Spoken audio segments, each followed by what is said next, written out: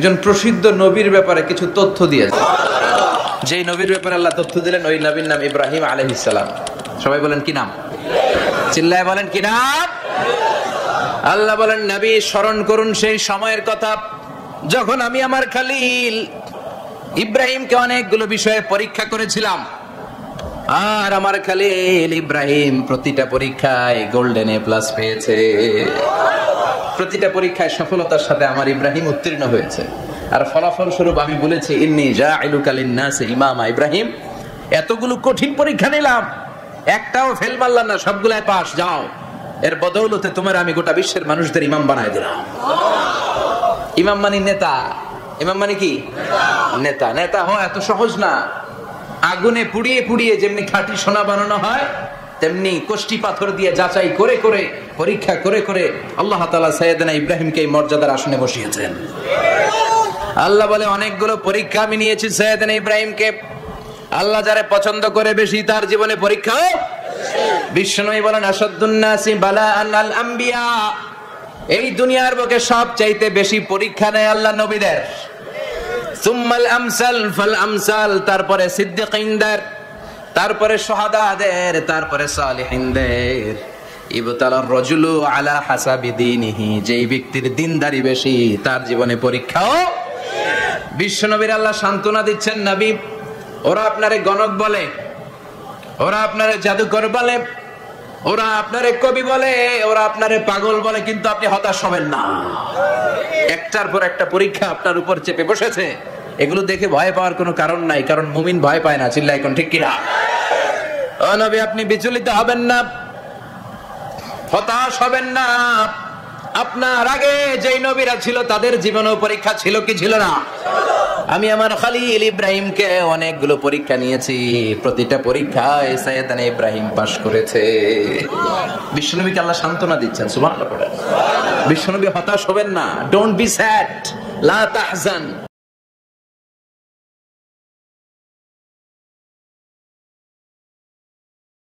Lose hope.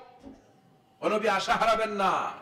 আপনার উপর যেমন পরীক্ষা আছে, সাইয়েদনা ইব্রাহিমের উপরও পরীক্ষা ছিল। সবার উপর আমি পরীক্ষা নেই। আপনারে ওরা কবি বলে গালি দেয়, গণক বলে গালি দেয়, জাদুকর বলে গালি দেয়, পাগল বলে গালি দেয়। যুগের ব্যবধানে এই গালিগুলো আছে, কিন্তু নামগুলো চেঞ্জ হয়েছে। চিল্লা এখন ঠিক কিনা? এখন আমাদেরকে কবি বলে না, গণক বলে না, পাগল বলে না, এখন আমাদেরকে বলে কাঠ মোল্লা, এখন বলে রাজাকার, এখন কয় যুদ্ধাপরাধী। গালি আছে না নাই? গালির ভার্সন চেঞ্জ হয়, ট্যাগ লাগানোর সিস্টেম চেঞ্জ হয়, কিন্তু ট্যাগ আছে না নাই? আল্লাহ নবীর সান্ত্বনা দিয়ে বলে, নবী ভয় পাবেন না, চিন্তিত হবেন না। আপনার যেমনি পরীক্ষা আমি নিচ্ছি, সাইয়েদনা ইব্রাহিমের আমি পরীক্ষা নিয়েছি। আর প্রতিটা পরীক্ষায় আমার Ibrahim Khalil golden A plus, first class first, global award পেয়েছে। আর ফলাফল হিসেবে আমি ইব্রাহিমকে বলেছি, ইব্রাহিম তোমার আমি নেতা বানাই দিলাম। আল্লাহ put Sayyidina Ibrahim in some test, in some test. Everyone has to face test. প্রত্যেককেই টেস্ট এন্ড ট্রায়াল, পরীক্ষার সম্মুখীন হতে হয়। And Sayyidina Ibrahim successfully overcome all the tests. Allah said, Ibrahim, I'm gonna make you the leader. সুবহানাল্লাহ পড়েন। একটার পর একটা পরীক্ষা আল্লাহ নেয়ার পরে যখন দেখলেন একটা তো ফেল করে না, আল্লাহ খুশি হয়ে বললেন, যাও, ইন্নী জাইলুকা লিন-নাসি ইমামা। ইব্রাহিম, আমি মুত্তাকিনদের জন্য, গোটা বিশ্বের মানুষদের জন্য তোমার ইমাম বানায় দিলাম। কত পরীক্ষা যে উনি ওনার জীবনে দিয়েছেন, কত কঠিন রাস্তা যে তিনি পাড়ি দিয়েছেন, তার কোনো শেষ নাই। সর্বপ্রথম পরীক্ষা ছিল ইলকাউহু ফিন-নার, অগ্নি পরীক্ষা। কি পরীক্ষা? নমরুদ বলল, ইব্রাহিম ঈমান ছেড়ে দাও, তাহলে জানে বেঁচে যাবা, নাইলে আগুনে ফেলবো। সাইয়েদনা ইব্রাহিমের এক কথা, জীবন যাবে কিন্তু ঈমান যাবে না। ঈমানের পথে অবিচল থেকে আমার মরণ যেন হয়, তোমারই কাছে মিনতি আমার, তোমারই কাছে মিনতি আমার। I like to work fast, and switching between all my work apps was slowing me down. With ClickUp, all my work is in one place. My docs, tasks, calendar, and even my team's chat is seamlessly connected so we can work efficiently. If you want to finish your work faster, you should get ClickUp. Create your workspace for free. মহামহিম দয়াময় ইমানের পথে অবিচল থেকে আমার মরণ যেন হয়। পড়ে না আমি আরো জোরে পড়ে না আমিন। নমরুদ বলে ঈমান ছেড়ে দাও, তা না হলে আগুনে ফেলবো। সাইয়েদনা ইব্রাহিম বলে জীবন যাবে কিন্তু ঈমান যাবে। তার মানে আগুনের পরীক্ষায় পাস। চিল্লায় বলেন আগুনের পরীক্ষায়। পরীক্ষা নাম্বার 2, একটার পর একটা পরীক্ষা নিতে আল্লাহ শুরু করলেন। আল্লাহ বললেন ইব্রাহিম যাও, কলিজার টুকরা সন্তানকে আর হাজারকে, আমরা ওনারা ডাকি বিবি হাজরা, আমরা কি ডাকি বাংলাদেশে, আসলে নাম কি হাজার, যাও তোমার স্ত্রী হাজারকে আর ইব্রাহিমকে মক্কার ধুধু প্রান্তরে ফেলে দিয়ে আসো। ওখানে মানুষ নাই, প্রাণী নাই, জনমানব শূন্য, দেখি আমার কদ্দুর ভালোবাসো। বলতে দেরি টু শব্দ নাই, মরুভূমিতে ফেলে দিয়ে আসলেন। তার মানে পরীক্ষা নাম্বার 2 তেও, কথা বলেন 2 তেও। পরীক্ষা নাম্বার 3, আল্লাহ বললেন ইব্রাহিম দেখি তোমার হৃদয়ে আমার জায়গা কতটুকু, যাও কলিজার টুকরা সন্তান ইসমাইলের গলার মধ্যে তলোয়ার লাগাও। সাইয়েদনা ইব্রাহিম বিয়ে করার পর থেকে আল্লাহর কাছে চাইতে চাইতে শেষ, মাগা সন্তান হয় না। ওনার প্রথম সন্তানটা হয়েছিল সাইয়েদনা ইসমাইল যখন জন্মগ্রহণ করেছে, ইব্রাহিমের বয়স ছিল 86 বছর। সুবহানাল্লাহ কইতে মনে চায় না? এই এলাকায় আসেনি 86 বছর বয়সে সন্তান হয়েছে? হ্যাঁ, এরকম শক্তিশালী পুরুষ কেউ আছে? 86 বছর বয়সে তো হাঁটতেই পারে না। সাইয়েদনা ইসমাইলকে যখন আল্লাহ তাআলা সাইয়েদনা ইব্রাহিমকে উপহার দিয়েছেন, তখন সাইয়েদনা ইব্রাহিমের বয়স, চিল্লায় বলেন কত? 86 বছর বয়সে যে কলিজার টুকরা সন্তানটাকে হাতে পেলেন, চাঁদের মতো সুন্দর ছেলে। আল্লাহ বললেন দেখি আমার হৃদয়ে তোমার জায়গা কতটুকু, ইসমাইলকে জবাই করো। বলতে দেরি, ছুরি লাগাতে দেরি হয় না। তার মানে এই পরীক্ষায় পাস। একটার পর একটা আল্লাহ পরীক্ষা নিয়েছেন, একটার পর একটা পরীক্ষা। আগুনের পরীক্ষায় পাস, ফ্যামিলি বিসর্জন দাও পাস, কলিজার টুকরা সন্তানের গলায় ছড়ি লাগাও পাস। এবার আল্লাহ বললেন এরপর তোমার বড় দায়িত্ব দিব, তোমাকে হজের হজ প্রোগ্রামের এমডি বানাই দিলাম, ম্যানেজিং ডাইরেক্টর অফ হজ। সুবহানাল্লাহ কইবেন না? আল্লাহ বললেন ইব্রাহিম বিশাল বড় কাফেলা বানাও, হজের আঞ্জাম দাও। সাইয়েদনা ইব্রাহিম বললেন আল্লাহ দুদুমরু প্রান্তর, জনমানব শূন্য, মানুষ নাই, পাখি নাই, কেউ নাই, কিভাবে আমি হজের আঞ্জাম দেব? আল্লাহ বললেন ইব্রাহিম হজ প্রোগ্রামের ম্যানেজার গিরি করতে চাইলে 3টা পেশা তোমাকে বেছে নিতে হবে। কয়টা? এই 3টা পেশা এর সমন্বয়ে তুমি হজের প্রোগ্রামের আঞ্জাম দিতে পারবে। পেশা নাম্বার 1 তোমার রাজমিস্ত্রির কাজ করতে হবে, পেশা নাম্বার 2 তোমার ঝাড়ুদারগিরির কাজ করতে হবে, পেশা নাম্বার 3 তোমার মুয়াজ্জিনগিরি করতে হবে। সুবহানাল্লাহ কইবেন না? وَإِذْ يَرْفَعُ إِبْرَاهِيمُ الْقَوَاعِدَ مِنَ الْبَيْتِ وَإِسْمَاعِيلُ رَبَّنَا تَقَبَّلْ مِنَّا إِنَّكَ أَنْتَ السَّمِيعُ الْعَلِيمُ। সাইয়েদনা ইব্রাহিম আর কলিজার টুকরা সন্তান ইসমাইলকে নিয়ে রাজমিস্ত্রির কাজ শুরু করে দিলেন। আল্লাহু আকবার। কাবা ঘর ভেঙে চুরমার, বাপ বেটা মিলে রাজমিস্ত্রির কাজ, পাথর কেটে কেটে বাপ বেটা মিলে কাবা ঘর বানায়। পেশা নাম্বার 1 শেষ। পেশা নাম্বার 2 ঝাড়ুদারগিরি। পেশা নাম্বার 2 কি? আল্লাহ বললেন তাহহিরা বাইতিয়া লিত-তাইফিনা ওয়াল-আকিফিনা ওয়ার-রুকআইস সুজুদ। মসজিদেরি ঝাড়ু বারদার হোক আমারে হাতে, শোনো আমারে মুনাজাত, শোনো শোনো ইয়া ইলাহি আমারে মুনাজাত, শোনো আমারে মুনাজাত। পড়েন আমিন। আল্লাহ বললেন তাহহিরা পরিষ্কার করো, মানে ঝাড়ু দাও। বাইতি আমার কাবা ঘর, লিত-তাইফিনা তাওয়াফকারীদের জন্য, ওয়াল আকিফিনা ইতিকাফকারীদের জন্য, ওয়ার রুকআইস সুজুদ রুকুকারীদের জন্য, সিজদাকারীদের জন্য। ঝাড়ু দাও। বাপ বেটার রাজমিস্ত্রিগিরি শেষ, এবার ঝাড়ুদারগিরি শুরু। সুবহানাল্লাহ বলেন। এরপর আল্লাহ বললেন 3 নম্বরে মুয়াজ্জিনগিরির কাজ করো। ওয়াআযযিন ফিন-নাসি বিল-হাজ্জি ইয়াতুকা রিজালান ওয়া আলা কুল্লি দামিরি ইয়াতিনা মিন কুল্লি ফাজ্জিন আমিক। ঘর বানিয়েছেন, এই ঘরে তোমরা হজ করতে আসো। সাইয়েদনা ইব্রাহিম বললেন, আল্লাহ আমি আর আমার পোলা ছাড়া কেউ নাই। কেউ আছে?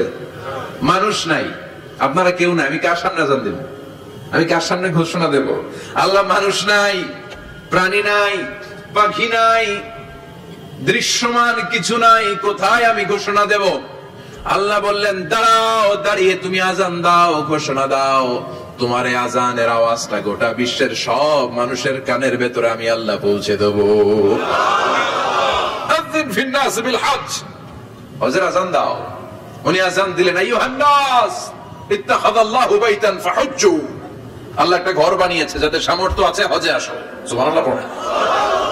তৎকালীন সময় গোটা বিশ্বে যারা ছিল সবার কানের ভেতরে এই ঘোষণাটা, মানে এই আযানটা পৌঁছে দিয়েছে কে? আমরা তখন ছিলাম পৃথিবীতে?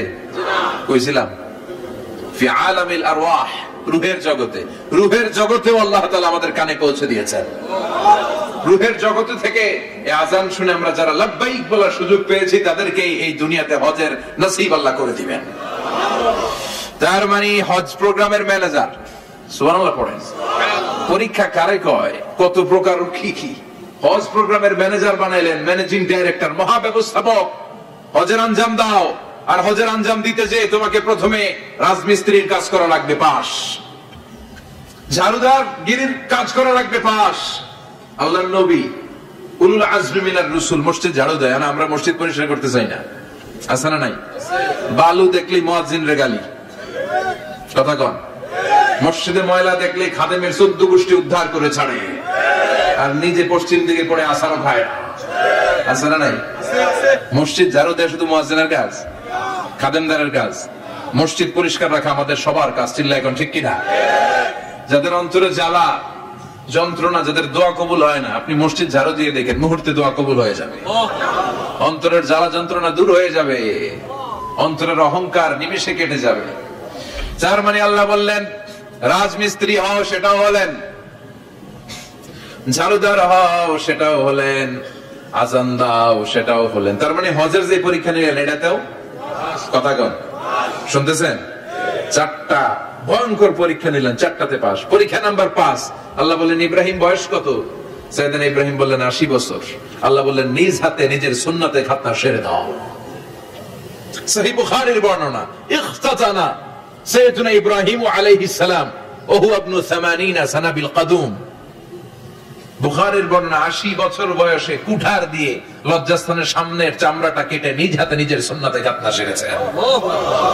এমনি এমনি আল্লাহর প্রিয় হন নাই, এমনি এমনি গোটা বিশ্বের মানুষদের লিডার হন নাই। পরীক্ষার পর পরীক্ষা দিয়ে তিনি আল্লাহর সম্মানের চেয়ারে আসীন হয়েছেন। চিল্লায় বলেন ঠিক কিনা? এজন্য আল্লাহ বললেন, ইযি বিতালা ইব্রাহিম রাব্বুহু বিকালিমাতিন ফাআতাম্মাহুন্না ক্বালা ইন্নী জাঈলুকা লিন-নাসি ইমামা। ও নবী, স্মরণ করুন সেই সময়ের কথা যখন আমি আমার খলিল ইব্রাহিমকে অনেকগুলো পরীক্ষা নিয়েছিলাম, আর প্রতিটি পরীক্ষায় আমার খলিল সফলতার সাথে উত্তীর্ণ হয়েছিল। ফলাফল স্বরূপ আমি ইব্রাহিমকে জানিয়ে দিলাম, যাও ইব্রাহিম, গোটা বিশ্বের মানুষের জন্য তোমার নেতা বানাইয়া দিলাম। তিনি আমাদের নেতা, leader of the all human being on earth. পৃথিবীতে যারা আছে সবার নেতা। চিল্লায় এখন ঠিক কিনা? এত বরকতের মানুষ, এত বরকতের ফ্যামিলি, ওনার ফ্যামিলি। ওনার ফ্যামিলি যেখানে তাকিয়েছে ওইখানে বরকত, যেখানে পা লেগেছে ওইটা বরকত। যে মাটিতে হাত দিয়েছে মাটিটারে সোনা বানিয়ে দিয়েছে কে? আল্লাহ। সাইয়েদনা ইব্রাহিমের পা লেগেছিল একটা পাথরে, ওই পাথরটারে মুসল্লা বানিয়ে দিল কে? ওয়াত্তাখিযু মিন মাকামি ইব্রাহিম মুসাল্লা। আল্লাহ বললেন, ইব্রাহিমের দাঁড়ানোর জায়গার পাথরটারে তোমরা মুসল্লা বানিয়ে নাও। হজ করছেন কারা কারা দেখি? অথবা উমরা? আরো বাড়ছে উমরা করতে, মাশাআল্লাহ। যাদের হাত ওঠে নাই এরাও যেন আল্লাহ অতি শীঘ্রই হজ করতে পারে, উমরা করতে পারে। আমিন। আরে কি বরকতের জায়গা, আল্লাহ বারবার নসিব করো তুমি। আমিন। কি বরকতের জায়গা। প্রতিদিন 120টা রহমত নাজিল হয় এই কাবা ঘরকে কেন্দ্র করে। সিত্তুনা লিত-তাইফিন, 60টা রহমত যারা খালি তাওয়াফ করে। এই তাওয়াফের ইবাদতটা ওই জায়গা ছাড়া পৃথিবীর কোথাও করা যায়? কথা বলেন। এজন্য 60টা রহমত যারা তাইফিন তাওয়াফ করে। 40 লিল মুসাল্লিন, আর 40টা রহমত যারা কাবা ঘরে নামাজ পড়ে। 40 আর 60 100, বাকি রইল কয়টা? ওয়াল 20 লিন-নাযিরিনা ইলাল কাবা। বাকি 20টা যারা তাওয়াফও করে না, সালাতও পড়ে না, খালি কাবা ঘরের দিকে তাকায় থাকে। কাবা ঘরের দিকে ফেল ফেল করে তাকায় থাকলো, আমলনামায় 20টা রহমত নাজিল করে কে? এত বরকতের ফ্যামিলি। সাইয়েদনা ইব্রাহিম সন্তান হলো ইসমাইল, স্ত্রীর নাম হাজার। 3 জনের ফ্যামিলি। চিল্লায় বলেন কয়জন? এই 3 জনের ফ্যামিলির এত বরকত, যেই জায়গায় হাত লেগেছে জায়গাটারে বরকতময় করেছে কে? যেখানে পা লেগেছে বরকত দিয়ে ভরে দিয়েছে কে? সাইয়েদনা ইব্রাহিম রাজমিস্ত্রিগিরি যখন করতেছিলেন, বানাতে বানাতে আর নাগাল পায় না। আল্লাহ বলে এই পাথরটার উপরে দাঁড়াও। উনি দাঁড়ালেন। এবার যতটুকু উপরে ওঠা লাগে পাথরটা অটোমেটিক্যালি উপরে উঠে যায়, যতটুকু নামা লাগে অটোমেটিক্যালি নিচে নেমে যায়। পৃথিবীর কোন পাথরে আপনি ইচ্ছা মতো লাথি মারলো এখানে পায়ের দাগ পড়বে? সাইয়েদনা ইব্রাহিম ওখানে দাঁড়ানোর সাথে সাথে উনার ফুটপ্রিন্ট পাথরের মধ্যে লেগে যায়। কাবা ঘরের পাশে গোটা বিশ্বের মানুষের কাছে চিরম্লান করার জন্য, চিরস্মরণীয় করে রাখার জন্য কাবা ঘরের পাশে আল্লাহ পাথরটার স্থান দিয়েছেন। মাকাম ইব্রাহিম। বিশ্বনবী তাওয়াফ করার পরেই ওই জায়গায় 2 রাকাত নামাজ পড়তেন। আপনারাও যারা হজ উমরা করবেন, তাওয়াফ করার পরেই মাকাম ইব্রাহিমে 2 রাকাত সালাত পড়া সুন্নাত। তার মানে পা লাগছে, ওইটা হয়ে গেছে আমগো মুসাল্লা। সাইয়েদনা ইব্রাহিমের পা যেখানে লাগছে ওইটা আমাদের কি? সুবহানাল্লাহ কইবেন না? আর ওনার ছেলের পা যে জায়গায় লাগছে ওইটা হয়ে গেছে জমজমের কুয়া। ছোট্ট বাচ্চা ইসমাইলকে রেখে দিয়ে আমরা যারা বলি বিবি হাজেরা, আসলে হাদিসের ভাষায় হাজার, তিনি সাফা পাহাড় থেকে মারওয়া পাহাড়ে দিলেন দৌড়। কোথায় পানি? পানি নাই। মরুভূমির বালির মধ্যে সূর্যের তাপ যখন পড়ে যায়, মরিচিকার মতো ঝলসানির একটা দৃশ্য ভেসে ওঠে, মনে হয় সাগরের পানি, আসলে পানি নাকি। তিনি সাফায় যায়, যে দেখে পানি নাই। মারওয়াতে যায়, যে দেখে পানি নাই। পানির সন্ধানে হাজার আলাইহিস সালাম 7 বার 2 পাহাড়ের মাঝখানে দৌড়াদৌড়ি করলেন। ওই পাহাড়ের মাঝখানে এই মহিলার পায়ের ছাপ লেগে গেল। এই দৌড়াদৌড়িটা আরশের উপর থেকে আল্লাহ এত সুন্দর উপভোগ করেছেন। আল্লাহর কাছে এই মহিলার দৌড়াদৌড়িটা এত ভালো লেগেছে, কিয়ামত পর্যন্ত সব হাজীদের জন্য এই জায়গায় দৌড়াদৌড়িটা আল্লাহ ওয়াজিব করে দিয়েছে। এই জায়গায় দৌড়াদৌড়ি না করলে হজ হবে না, উমরা হবে না।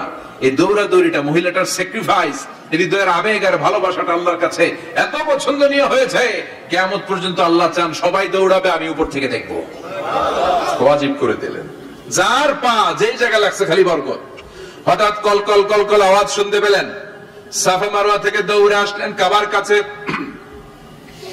এসে দেখলেন ফেলে রাখা দুধের বাচ্চা ইসমাইলের পায়ের ধাক্কায় জমিন থেকে পানি বের হতে শুরু করেছে। কল কল কল কল আওয়াজ। ওনারা আরবি ভাষা জানতেন না। সাইয়েদনা ইব্রাহিম, ইসমাইল, হাজার এরা সুরিয়ানি ভাষার মানুষ ছিলেন।